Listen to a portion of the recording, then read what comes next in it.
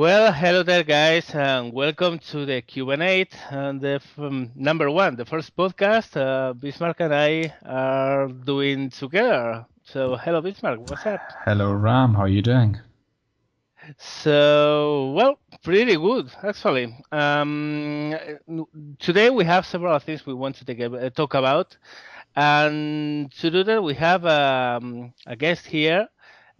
His name I'm not going to say, but his nickname is Firefly. What's up, man?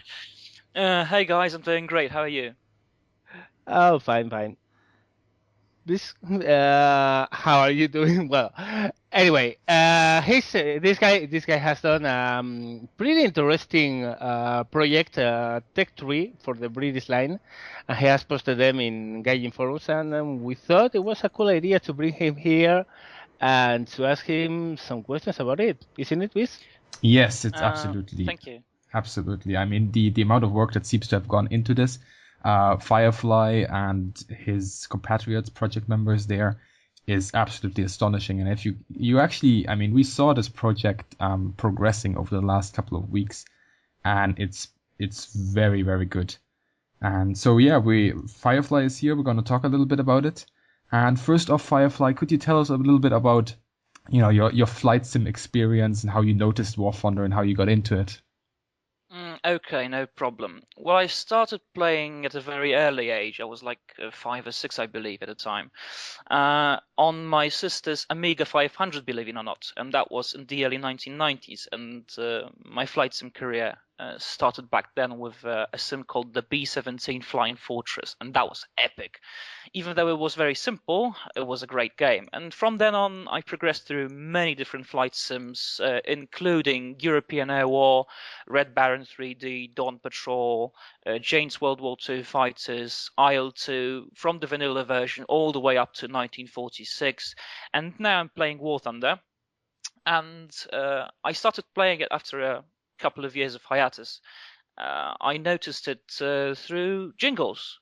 He actually showed an introductory video about War Thunder as a change from his regular World of Tanks videos, which I watched because I used to be a World of Tanks player also. And that's how I came about, and I thought I would start playing more casually than I used to.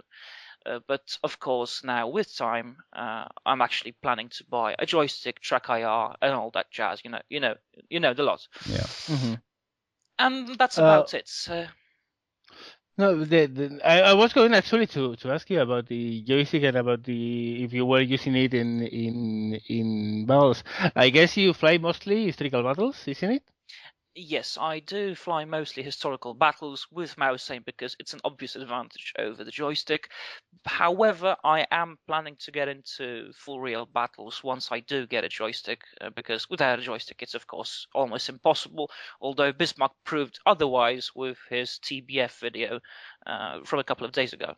Yeah, well, it's not just me. I mean, actually, there are some videos on YouTube of people using fighters with mouse and keyboard in full wheel battling Oh. and getting kills. But the amount of work that you actually have to train yourself to do that is quite astonishing. I mean, I was quite happy with how that battle turned out for me.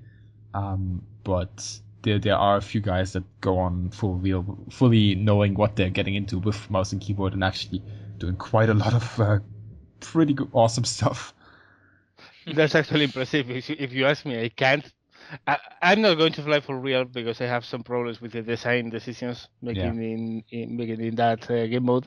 But going in there without a proper joystick and track IR for me is like no, that's horrible. Well, actually, just 1 hour ago, I had one battle on Ruhr with the B-25 or something on full wheel, and for some reason it was like a very, very nice, like a very chilled out time for me actually. It was like just like I don't know, just chilling in my chair, flying there, bombing a few targets, and it was very calm, kind of. I don't know. I liked it. Well, God. possibly it's because nobody was spotting you from 6 kilometers away and diving on you from 4 kilometers above you. That's possible. With Yeah. 320mm Also, cannon. actually, me saying that I was very calm when I was bombing the shit out of Germany. Maybe I shouldn't have said that. But yeah. Well, that's a new thing in air simulation. I want war game to become. I would expect something else, but whatever. Firefly, how did you think in doing British 3 proposal like this? I mean, it's so detailed, has so much things into it. By the way, you guys can take a look at the tree. We will be adding a link in the annotations and also in the description of the podcast. How did you come with this idea? How did it done on you? I guess your favorite nation is the British. How did you do this? Why did you do this? Okay, let me begin by saying thank you to all the project members that took part in this. Anglo-Mani, LB95, Link6, Taj, Tripmo, and Wafu Vasco, and our supporters, including you guys, and Esmond 1080p and Wild Blue Yonder. The Spaghetti Monster. Now, yes, the Spaghetti Monster, exactly. Now it's gone public. Everyone's going to know him by the name Spaghetti Monster. Now, okay, back to your question, Ram. Well, we've decided to do this as a pool of suggestions for the developers because, as you can probably see, there are more than 100 aircraft that we've added to the existing ones. So it would be completely unreasonable to think that the devs would implement even a quarter of that in a reasonably short time frame. So instead, what we thought we would do a complete tech tree, a complete something that we would dream of as British aircraft enthusiasts, because we are all British aircraft enthusiasts, as a pool of suggestions for the devs to take and pick from once they are done with the release trees, which they have, as they have often reiterated, they said they wanted to do the release trees first, and then they could focus on other things. And that's where we come in. That's where our project comes in.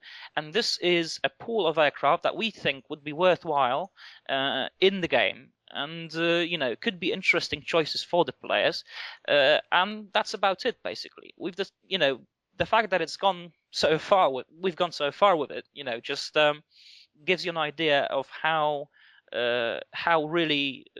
engaged in the project everyone was, because everyone wanted to outdo everyone else. So, yeah, you guys seem very passionate about it. That's true. Yeah, but every single one of us is an RAF fan, so everyone has the different specialties, and that's how we chose individual project members and assigned work to them. And it's a passion for all of us. It's a pastime project. It's something that we did in our spare time, even though there was no guarantee of success with it. Awesome. So you basically broke it down, like some person would take the fighter line, somebody would take the bomber line, and so on. Exactly. That's what happened exactly. I did the Hawker fighter line and a part of the Spitfire tree. Wafu Vasco did the fleet air arm fighters and also the attack aircraft, the fleet arm attack aircraft. Link 6 did the majority of flying boats. As for the Coastal Command aircraft, they were done by myself, Lynx, and Anglo-Mani. Okay. Taj did the what Ram calls the broken line, or the UFO line of twin engine fighters. Okay, so we know who to call out. Alternatively, you could call it the Mosquito Fire line. Yeah, I agree with you on these points, but that's a whole different discussion for another day. So absolutely. Yeah, and the bomber tree, but the bomber branch was actually a community project. We did it together. Okay. And so was the premium line, although the vast majority of the work was done by Anglo-Mani, who's a specialist in Australian aircraft. And that's about it. And LB95, who's a late addition to our team, did the whole graphic tech tree, which looks exactly as it would in the game once it would be fully realized. And it just amazing. When I saw this, it's a whole different matter seeing this Excel spreadsheet that I did, to a complete version that looks like it's really in the game. And LB95 just put that cherry on top of the cake. Yeah, it's very well presented, and I think that's also going to help the project a lot, especially if Gadget actually engages with it then. I certainly hope so. One of the questions that They should hire these guys. Come on. well, one of the questions we would have is, how did you evaluate the planes and the tiering of the planes? On what kind of standard? Was it by in the year of introduction, or was it taking into account the capabilities of that plane and so forth? Both, actually. Okay. If you look at planes like the Hawker Tempest, it is obvious that as a very capable plane, it is easily able to compete with its period German competitors like the Bf-109Gs and Ks, the Focke-Wulf 190 Doris, and so on and so forth. Of course, it has disadvantages and advantages, in certain areas, but you can safely say that once you choose this aircraft, you're not going to be in an inferior position to an equivalent 109. On the other hand, you have planes like the Blackburn Firebrand. Even though it was a huge beast in the FAA attacker line, it's on rank 11. And even despite the fact that it's basically a late war aircraft, 1944, 1945, it was introduced a bit earlier than that, but still it got through a bit of teething troubles, so it is effectively an end war plane, and it only got to operational service at the end of the war. And the question you might have is, why is it so low? Well, the reason is actually quite simple, and it's the same reason why the BTD destroyer, a post-war plane, is on rank 10, because it will be completely incapable of doing anything at over this rank. We believe so, at least. And at any rate, those ranks that we gave those planes are merely suggestions, because we're not doing official gaijin work. We're not working with any official gaijin blessing, despite the fact that Wafu Vasco is actually a moderator of the British forums and doing a great job of it. It's what we think would be suitable for those planes. And going to the other part of your question, that is why we chose given aircraft. Well, because we thought they was historically significant. If you look at planes like the Spiteful, for instance, even though it entered service after the war in very limited numbers, and most of that was a pre-production series, it was actually a very fast, very maneuverable, very good aircraft, the ultimate development of the Spitfire platform, if you like. And we thought, well, why not put it at the same tier as the first jets like the Meteor, because its performance is remarkably similar in some areas, and it's quite different in many different areas, but the overall performance benchmark is the same as, say, the Meteor F3, or even better, because the F3 is, of course, so badly broken. And that's the reason why we went with most of these aircraft, because we thought they would add something to the gameplay, they would add historical significance to the tech tree, and they would also add more variety to it all. All right. Well, the list actually isn't. I don't think it's missing a lot of or any plane here. I'm only missing the Martin Bakers in the premiums, and other than that, has all most of the rough fighters and bombers of World War II. It's pretty impressive. When I saw it, I was like, wow, these guys really took it to heart. Thank you. The thing is, other than putting this up in the thread on the forum, of course, which has caused quite a lot of answer from the community. Have you officially proposed this to Gaijin in some other way or form? Have you contacted them in any way? Well, yes, we have contacted them. We intend for it to be a suggestion. It's not like a group of fanboys saying, "Oh, we want the DO-335 and we want it now, we need it," and so on and so forth. No, we're trying to be constructive about all this. And since we're trying to be constructive, we've also devised descriptions of every single aircraft that we've added to the game and why we think it's worth adding. So we haven't put up a suggestions thread yet. We've only just gauged the interest of people in the British subforums, which of course are frequented by British fanboys like myself. And we're not going to get very constructive if we have all the people that you would want to accept the project and give it their support. We're probably going to move it to the suggestion subforum, but I'm waiting for contact from Scarpa on this matter. And what we're going to do is just do compile all the stuff that we've done, including the graphic tree, the Excel spreadsheet, the description of the aircraft, and so on and so forth. And we're going to put it forward as a suggestion for the developers to use, as they will, as they want to. So, and that's about it. There's not much, rocket science to it. But we're probably going to add a few more planes because, as we found out, one of the forum members, who I'd like to thank at this point, has generously done some research for us and found out that, for example, the Supermarine Swift, the subsonic interceptor aircraft, actually entered service not as we thought in late 1953, but actually the first examples of the plane reached service in 1952, which is within the game's time frame. Yeah. And if we deem the Swift to be a good addition to the tree, to increase the British competitiveness at rank 20, which of course isn't really good at the moment, we thought, well, if we decided to add it, we're going to add it because if we have, of course, a logical reasons to do so.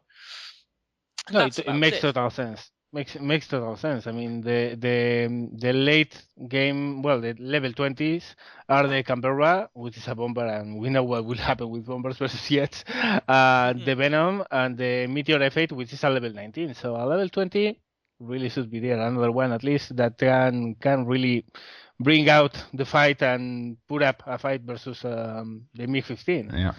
Yeah, that's true, but that's our biggest problem at the moment, because if you look at British jet fighter development, you'll notice that immediately post-war, in the immediate post-war period, you have planes like the Seahawk, the Attacker, various different variants of the Meteor and the Vampire, but you don't get that step into Korean War jet performance. You only get a step beyond, and that is the Hawker Hunter. And if you look at the Supermarine Swift, it's probably the only alternative that we have for other, rank 20 jets of other nations that could be able to compete at this top level.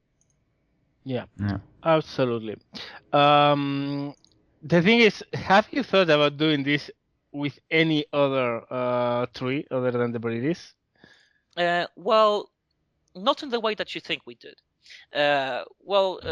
We thought about doing not an aircraft tree, but a tank tree, and work has started on actually designing and doing a tank tree of the British, because I'm also a British tank fan, as it happens. Anglophilia is an incurable disease. Unfortunately. Oh, and unless you're Spanish, but or German, anyway, or German, yeah. Or French, for that matter. The Tommies. The Tommies, yeah. The Tommies, yeah. It's a worldwide disease. Let's call it this way. And what I was going to say is that we are actually going to design a tank tech tree based on what we see from the Russian and German tech trees, which are supposed to be released with the release of War Thunder on PS4. And what we're actually going to do is to design it from the ground up with no reference to in-game trees whatsoever, because there isn't any, obviously. And as you know, again, we would like to do it as a suggestion pool for the developers to pick and choose from, because obviously the British tree isn't going to be their first priority. No, I think the American one is, actually. Yeah. Given that the Americans fought against both the Soviets and the Germans, it would be logical for them to add the American tree and to increase the American player base, which is huge, obviously. Yeah. Which, that would be a logical step, and you can't blame them for a good business decision. So given that the British tree probably has lower priority than others, we would simply design a complete tank tech tree from the ground up with all the important variants of all the important tanks. And that's what we're probably going to do next. We haven't thought about doing any other nations because we simply don't know enough about them. I mean, that's fine. If you guys want to stick with your guns, basically, that's perfectly fine.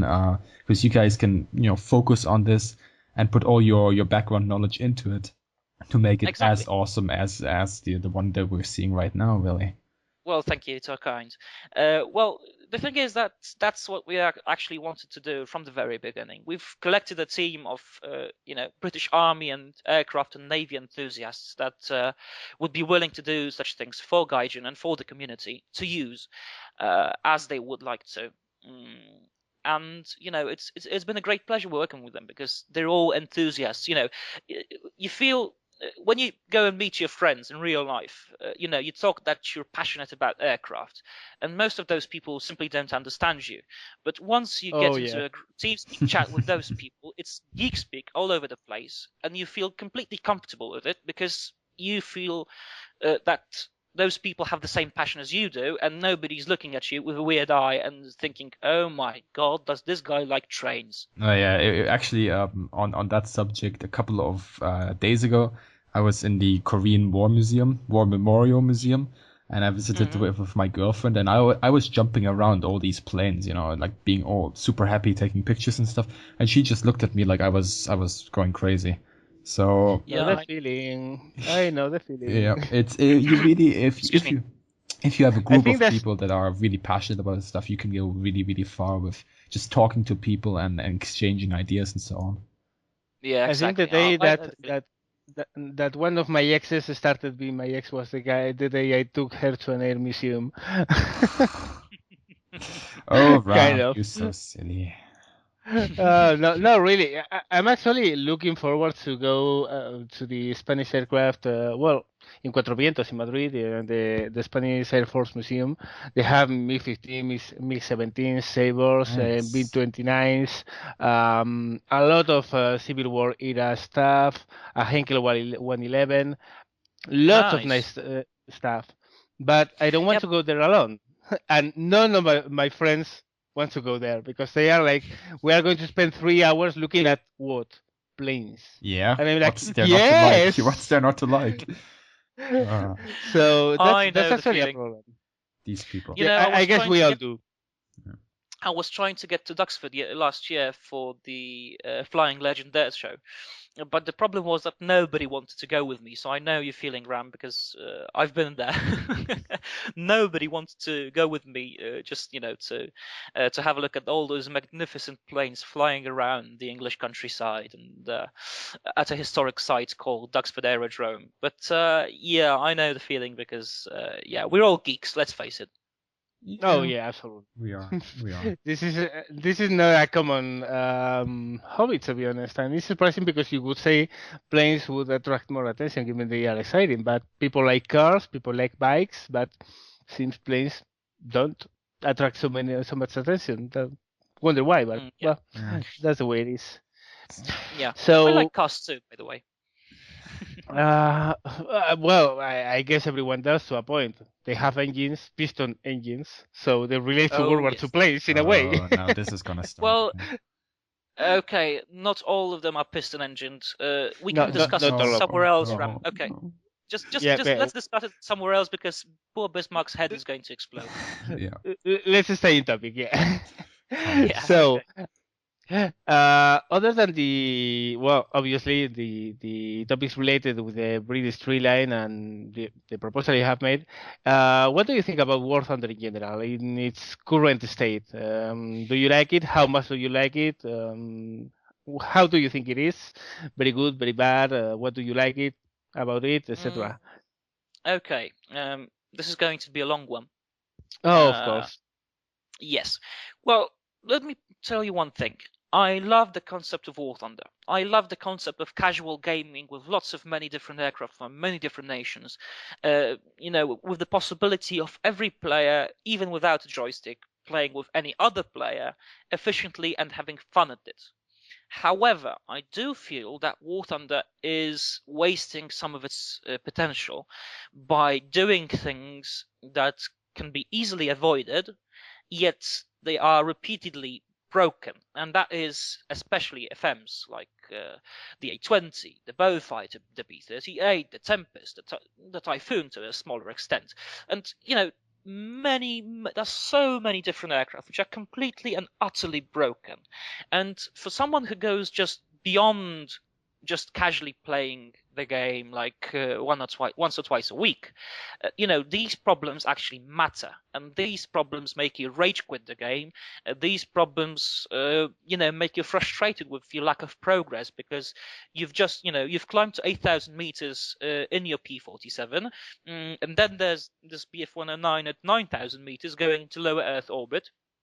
And you cannot outdive him, despite the fact that, historically speaking, the P-47 could easily outdive any 109.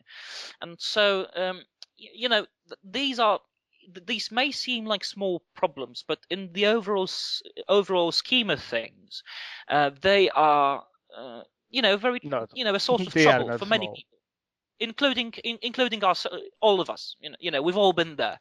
We've all seen mosquitoes outturning BF-109s. We've all seen bow fighters not losing any energy. We've all seen G10s going, vertical and helicoptering after planes that Yeah. are 2 kilometers higher than them, and then successfully shooting them down. So, these are the problems that Gaijin really needs to work on.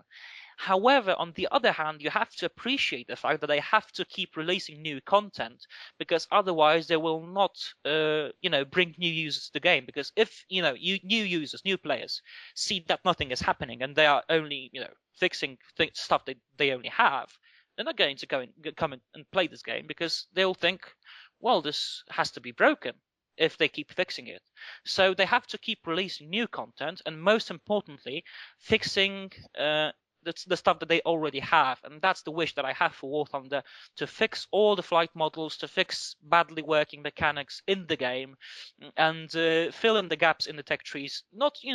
Nothing special. Just don't add a million billion Russian planes. Don't add 1,000th variant of the Yak-9 or Lavochkin or whatever. Just fill in the gaps that are there, especially in the Japanese tree and the British tree, and try to work from there, because otherwise not everyone is going to enjoy the game, and more people are going to leave the game, even despite its potential. Yeah. That's Actually, what we've been seeing actually over the couple of months. A lot of the guys I've been playing with, who have a background in flight sims, they just got so frustrated with the problems, like the bow fighters, A-20s, and so on, that they first they moved away from lower tiers, and then they moved to higher tiers, and then they said, right, okay, this doesn't work either because matchmaking isn't working, or because certain planes like the Mosquito, which is higher tier, does stuff that it's not supposed to do.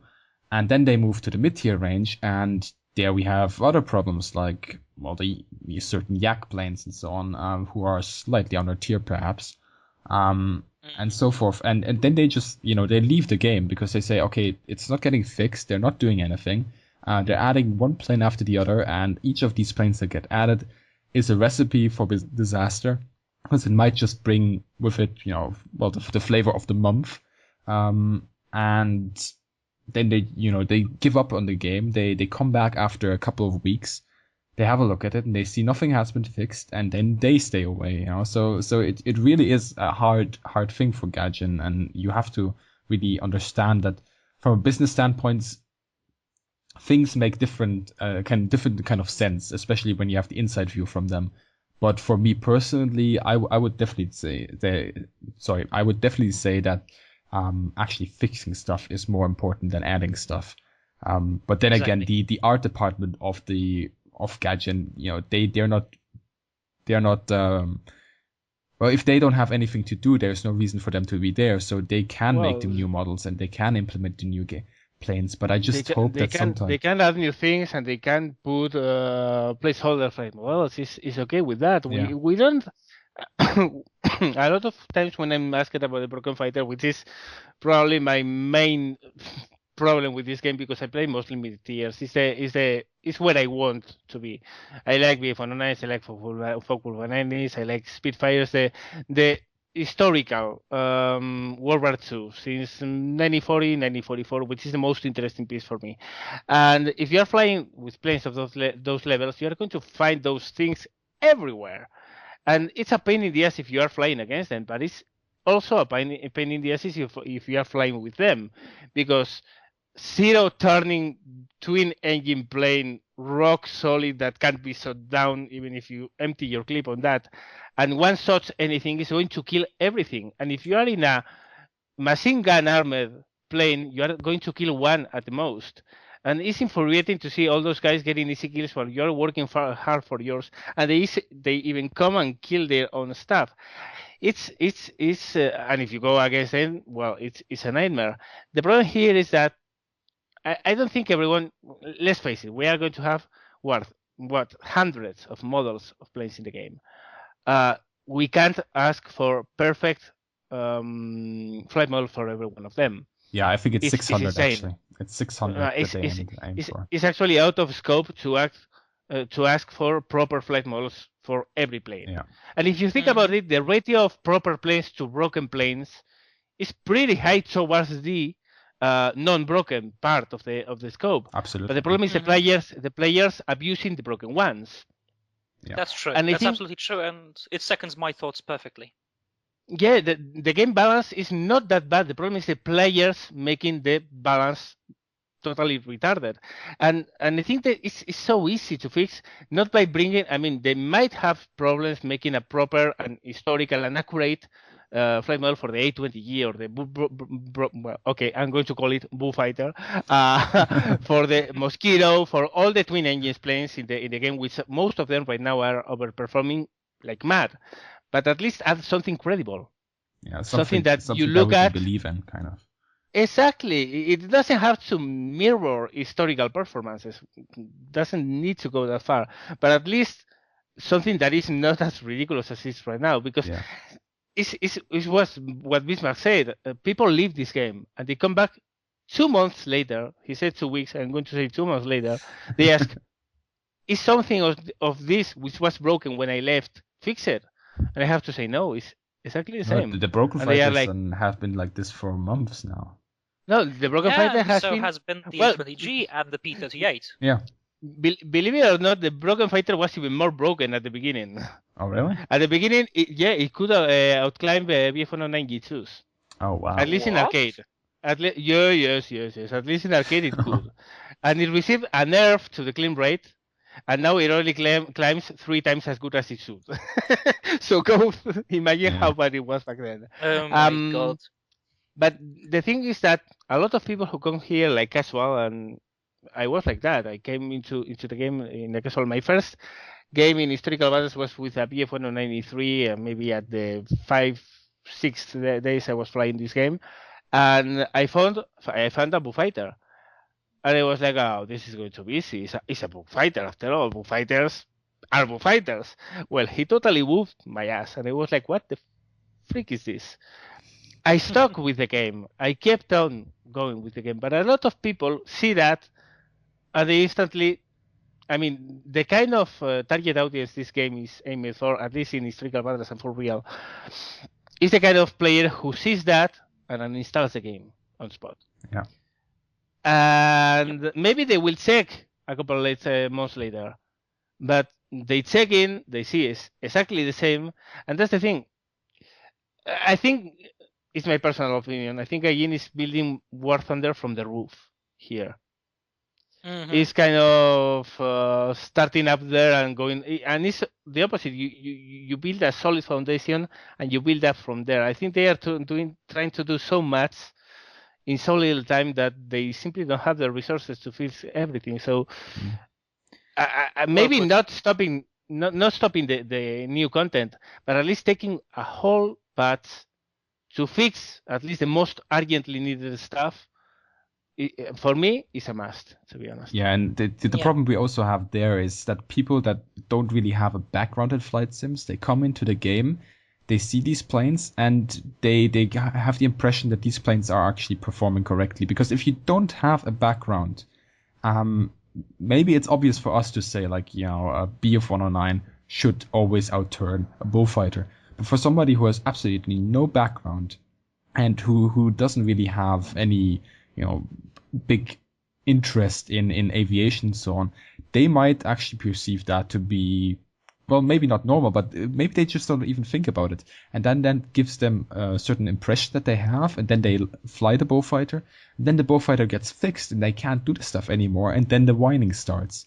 And that's also going to be, I think, a problem in the future, because when these planes that are currently totally overperforming get fixed, the whining on the forum will be glorious. I mean, we've already It's, seen it's going to. we've already it's going seen to trolls, obvious trolls Oh. saying on the forum that the Bowfighter and the A20 are working on specifications, like that they're flying as they should, and it's obviously not true. And you can see these people that, you know, they're just joking. But there will be people who actually are convinced that everything is fine in this game, that don't recognize that currently it's a beta. Well, the problem here is that I tend to think, at least I do, that people have a brain. And people look at a plane, which is massive. The Bullfighter is pretty big, and it's pretty heavy. And you don't expect come on, you don't expect a truck to beat the Grand Prix of Monaco. No, of course not. But if you don't really think about it, I mean, that's the problem. Like, if you don't have a background in it, Even if and you don't, yes, by the- I can understand where you're coming from. But if you just fly the plane as a casual person and you don't really think about it, you really just, you know, you jump into it, you go into a match, you shoot a couple of guys down, you have a good time, and then you have the impression that that plane should perform as it should.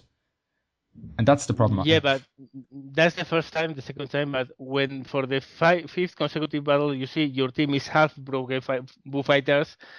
I mean, this is a free-to-play game, and we all know how free-to-play games work. Everyone goes for the most powerful thing, and if everyone is flying those things, it's for a reason. And usually, the reason why people are flying all that stuff is because it's not properly implemented, or is in free-to-play general games OP, in overpowered as too powerful.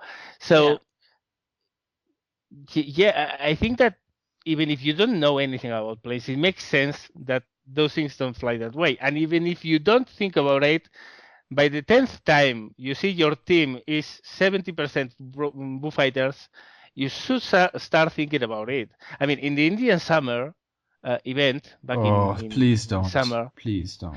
that was, I mean, it was full teams of Bullfighters. I didn't. In the Malta, I couldn't play in that during that time anymore. It just in the Malta event nowadays, when it's in the rotation, it's 75, 80, 90% Bullfighters. It's, I mean, something is not right with those planes, and it's obvious even for the most untrained eye. So it's, and also I think the tools is in our own side. I mean, it's in the player's side to choose to fly those things or not. And yeah, the discouraging thing is everyone does. Yeah, but you see, that's the mechanism of power creep that has been explained so eloquently on YouTube already. But once you get acquainted with games like World of Tanks or even War Thunder, you'll understand it, that once a very powerful plane pops up on the screen and you see that there is a very powerful plane, everybody's going to play the very powerful plane. However, that only happens until either the plane is nerfed to the ground and is performing as it should, or there's something else that looks like a very overpowered plane. And in the case of War Thunder, that of course in 1.33 was the Spitfire Mark 9, which despite being one of my favorite planes in 1.31, I refuse to fly because I have enough self-respect not to touch the thing that overperforms so badly and is so undeterred. And although I'm happy about the way they fixed things, the fact that they've split the model into two separate planes, the F Mark 9 in rank 10 and the LF Mark 9 in rank 13, why is the premium Spitfire still on rank 11, and why is it the LF variant while the US Army Air Force never flew it? Why? Exactly. And Makes no it's sense. a whole. It makes completely no sense. Of course, you could argue that Gaijin altering a thing that people bought for effectively real money would be giving them one thing and promising them one thing and giving them another, and that would be logical. However, you could refund those people with the gold they've purchased the Spitfire for.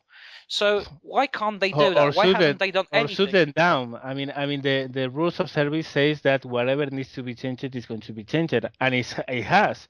The Focus 490 D13 received a huge nerf, and that was a nerf, not a fix, some patches ago.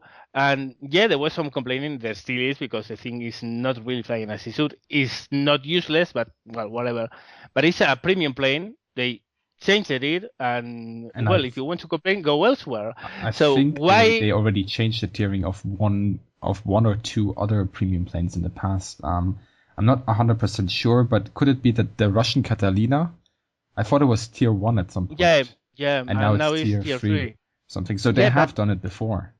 even then, I mean, they don't need to change the Spitfire from level. What they have to do is to add the proper Spitfire, which is the F Mark 9, Yeah. not the Exactly. LF Mark 9. Yeah, the The thing is F-Mark 9 that which served in the Mediterranean. they gave the Americans the American premium Spitfire the performance of the 150 octane fuel version of 1.31, and well, when they fixed it, they decided it should stand there. And but even so, I mean, that's not one of them. I mean, I see the LF Mark 9 and I rage a lot because it shouldn't be at that level and it shouldn't be in American hands, that model. But at least that thing doesn't fly. I mean, it flies like it should, more or less. So you look at that and you say, okay, that thing shouldn't be here. But at least you don't look at that and see, what the fuck is that thing doing? Yeah. Because it shouldn't, which is the problem with a lot of other planes, the twin engine planes, some single engine planes also. So yeah, that's probably the problem with War Thunder right now, at least for me. So looks like for the past 20 minutes we've been talking about the problems of War Thunder. No, but I think we've also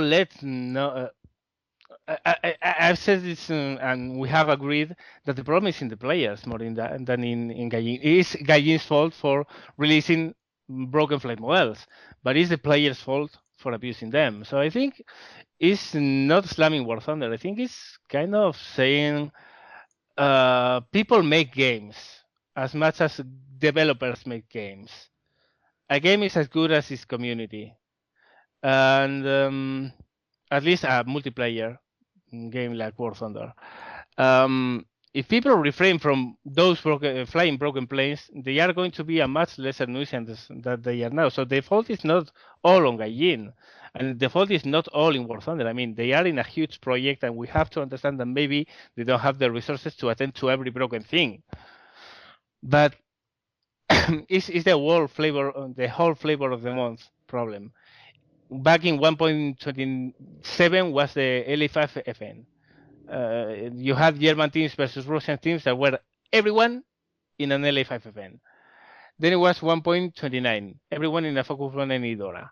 Then it was 1.31, everyone in a F4U1C. Then it was 1.33, Spitfire. And then someone discovered in the Indian summer that the broken fighters were killing 4 enemies in a single round, and the invasion started. but that's all on the player's hands. I mean, personally, I don't fly the broken fighter. I didn't fly the Dora back in 1.29. I didn't fly the Corsair, even though it's one of my favorite planes, in 1.31. I didn't fly the Spitfire in 1.33. And I won't fly whatever is broken in 1.35. I'm probably not going to come close to a Dora 9 for a long while, because it's going to be a very powerful plane, and I foresee it's going to be a flavor of the month plane. Why? Because I don't want to spam the same thing everyone does. I don't want to be in the most powerful thing. I want to be competitive, but not overpowered. And I think that's in the players' hands. I mean, Gaijin can do so much, and they are to blame in a lot of things, but I think the players are to blame in a lot of other things. I don't know. You're not going to get any favor from your subscribers for this one. You know that. Well, when Ram says players, I think on the opposite. Well, when Ram says players, he means a very specific kind of players. But I think that's obvious. Yeah, that's obvious, of course. But I think you'd be surprised, because I think that with at least in the focus we are giving, Biz and I are giving to our channels, which is mostly about, well, having a not realistic but immersive experience while flying War Thunder, flying by historical tactics, etc. This is the kind of stuff you would expect, because you want to get immersing, you want to have success. But I mean, it's all about I don't know, the feel of being rewarded by what you do.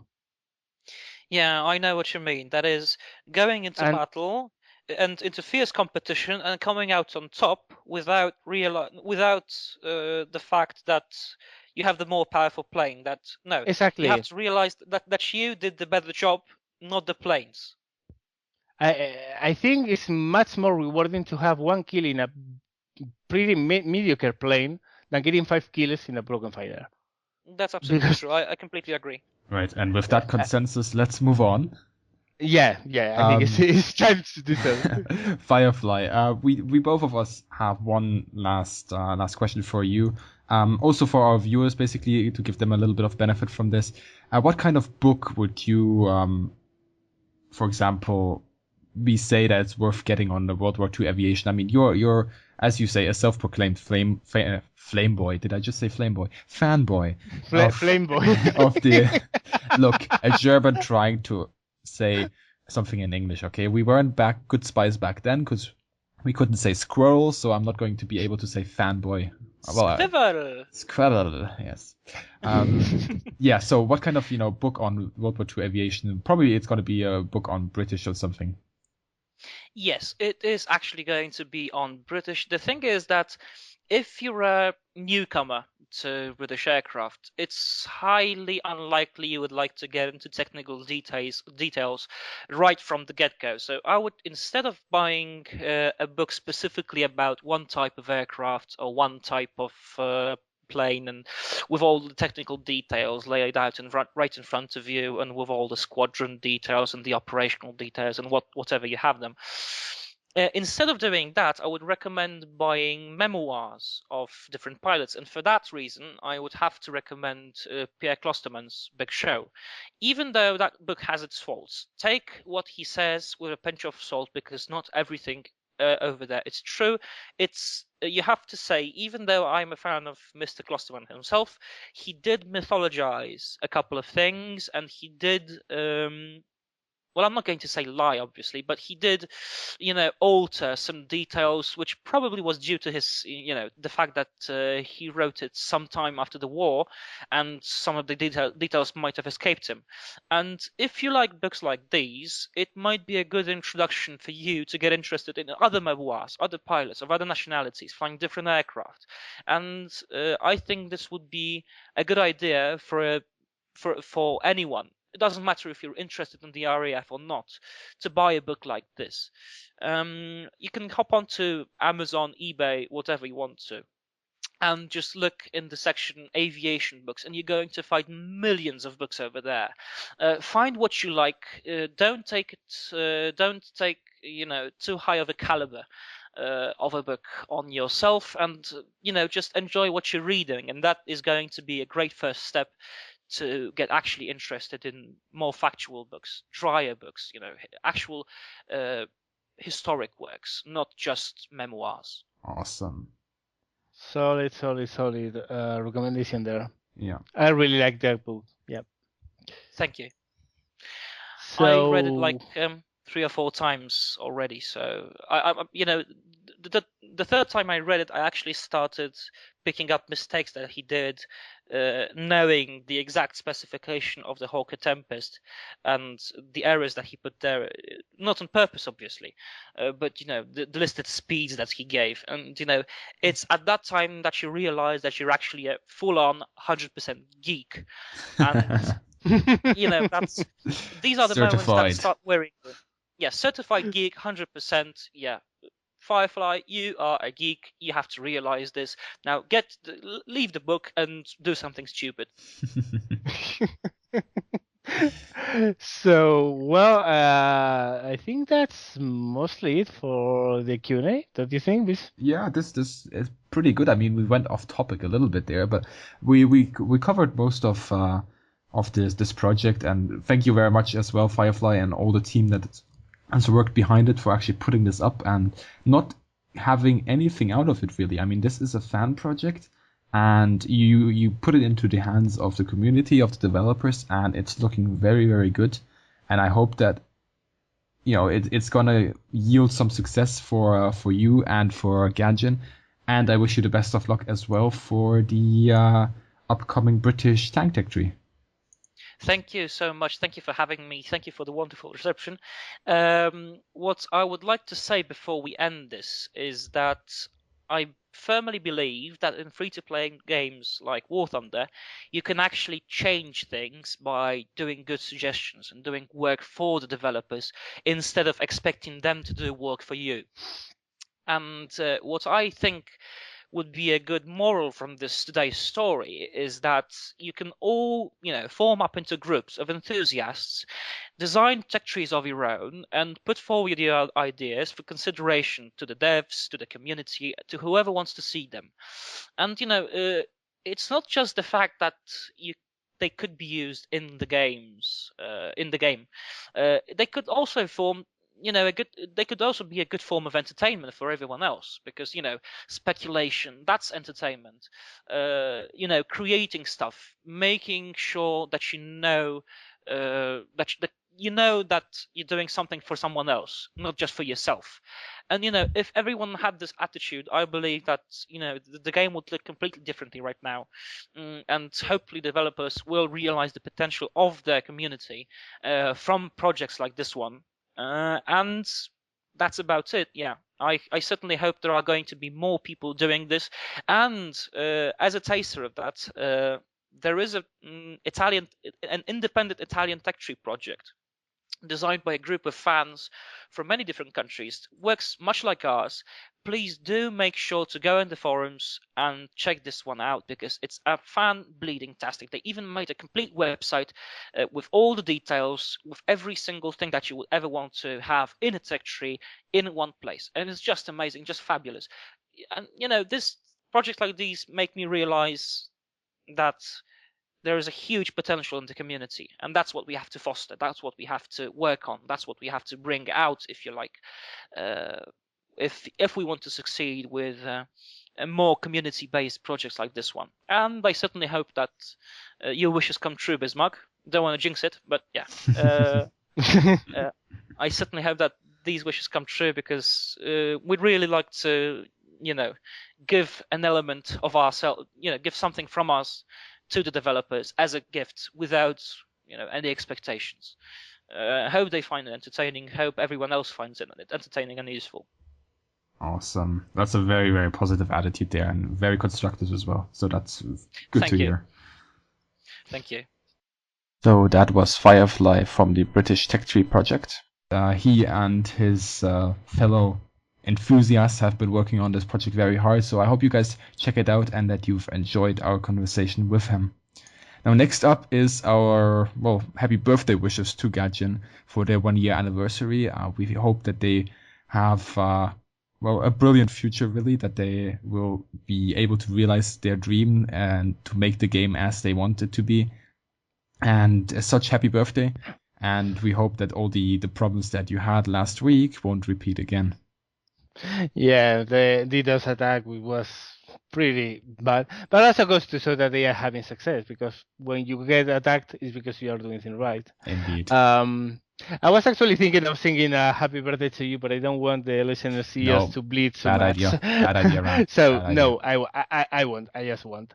Yes, yeah. Happy birthday. Hope really we have a lot to speak about War Thunder for the following years, and we can congratulate them on a happy birthday a lot of times in the future. Indeed.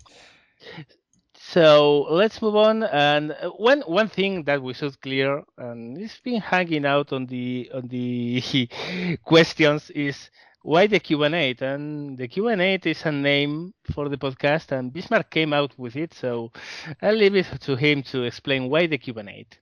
Yeah, why the Cuban 8? This is the moment where I regret actually naming this thing. The Cuban 8, it's actually, it's you can say it's an aerobatic maneuver. And basically, with your plane, you make an 8. And what I thought is, because most of the time, it can be used quite successfully against ground attack. And I felt, as a Cuban 8, we could actually have a topic, which is the ground target, and we make a Cuban 8 going for both sides. And that's the idea. That's how a German mind works. That's Yeah. how Bright Mind works. Yeah. Yeah. I actually like the name, so yeah. Yeah, it's I don't know. I just had this idea in my head, and it's like, yeah, coming to the same target from two sides eventually. Yeah, Yeah, why not? genius happens in a spark, Yeah, in a moment. So yeah, and absolutely. yeah, well, and the last thing about well, we are going to talk about in this podcast. Well, it's going to be the comments. We have some of them. The podcast is running too long, so we are going to be able to read only a few. So let's get started and really quick. And the first one is actually pretty much in topic with what we were talking before.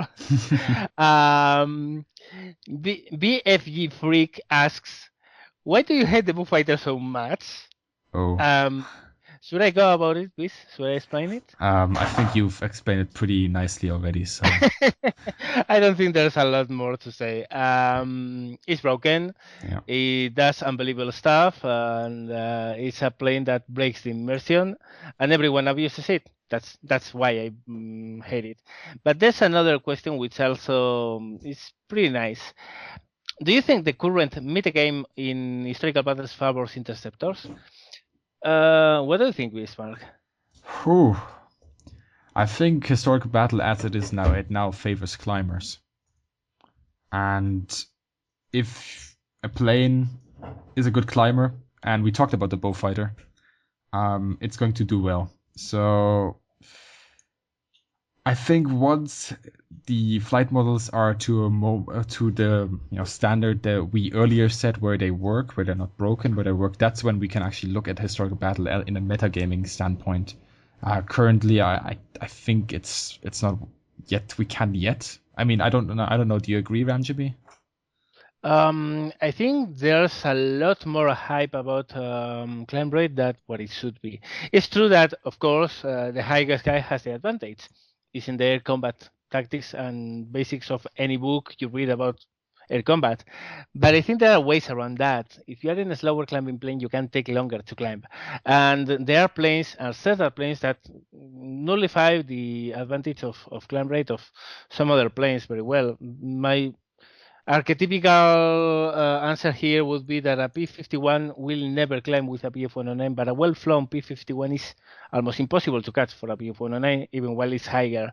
So I think the metagame, yes, it does favor interceptors because it's easier to get kills if you get altitude. Everyone knows how to win in a favorable situation.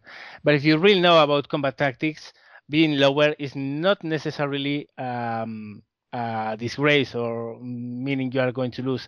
Just means the initiative is in the hands of the other pilot. So I do think yes. Currently, the metagame favors interceptors, but it's not as huge as people make it to be. Otherwise, planes as the Spitfire LF Mark 9 would be destroying German teams, and they don't. Mostly because they can't boom and zoom, so they can get the altitude, but then what? They can't dive. So I think it's kind of there's an advantage. There's a certain tendency towards that, but I don't think it's so much important. And I also think it's about to change because of ground forces. Yeah. War Thunder, as you know it, is going to change a lot very, very soon. And probably when that happens, we will see even more realistic stuff and more immersive flying.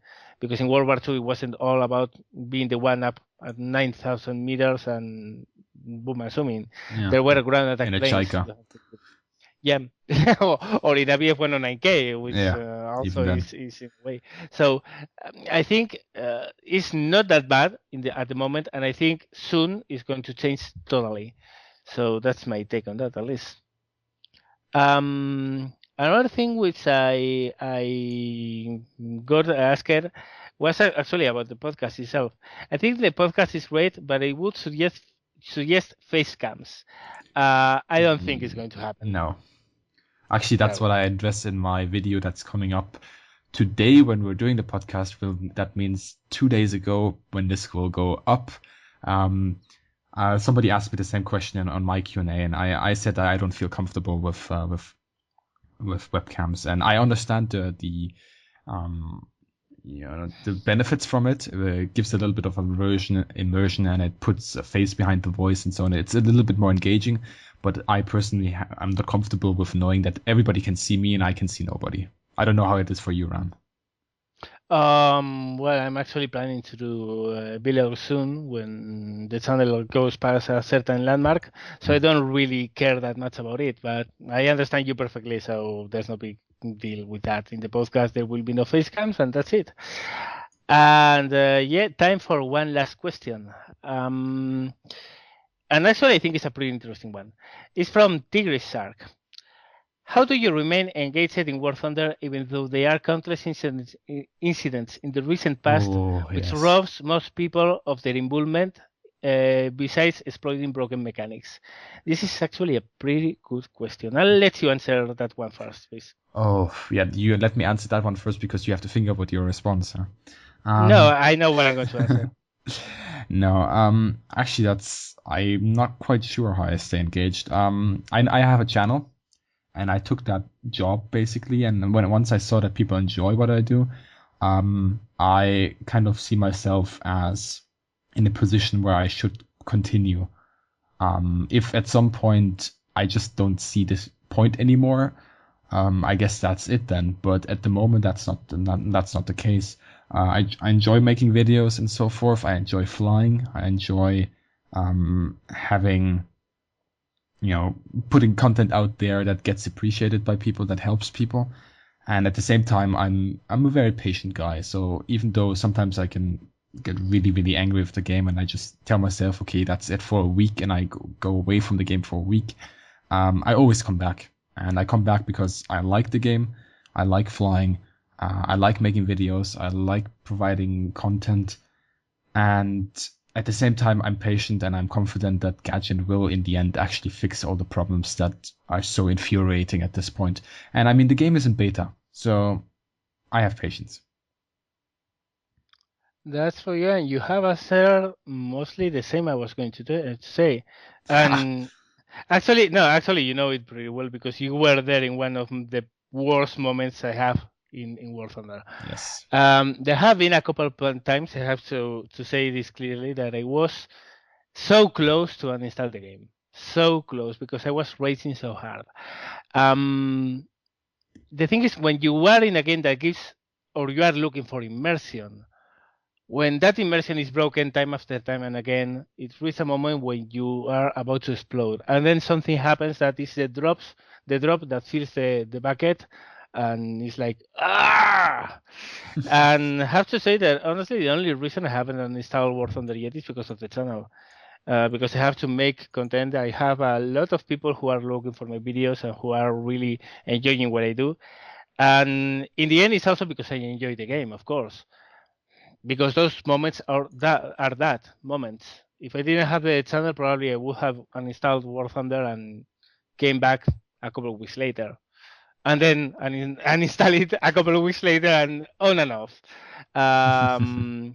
How I go about frustration? Well, I go play Hearthstone, I go play Automation, I go play Kerbal, whatever, for a couple of days and then come back. Mostly infuriating moments are that moments. The game on itself is really good. And I think that the thing that gets us the most is knowing how easily it could be so much better, yet it doesn't get that much better. Eventually, yeah, that's the thing. That's another thing that keeps me interested, knowing that there's a future, and knowing that in the future, hopefully, and probably hopefully sooner than later, the most problematic issues are going to be fixed.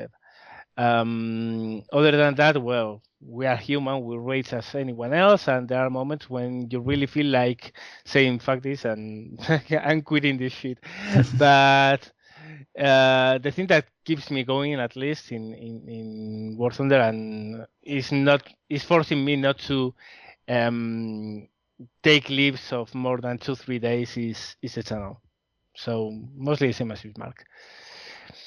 So, well, I think that's going to be it for the comments for this week. We don't really have a lot more time. Remember, guys, to put up your comments, your ideas, your thoughts both in the comment section of the both channels, Bismarck's and mine. This video is going to be up in both.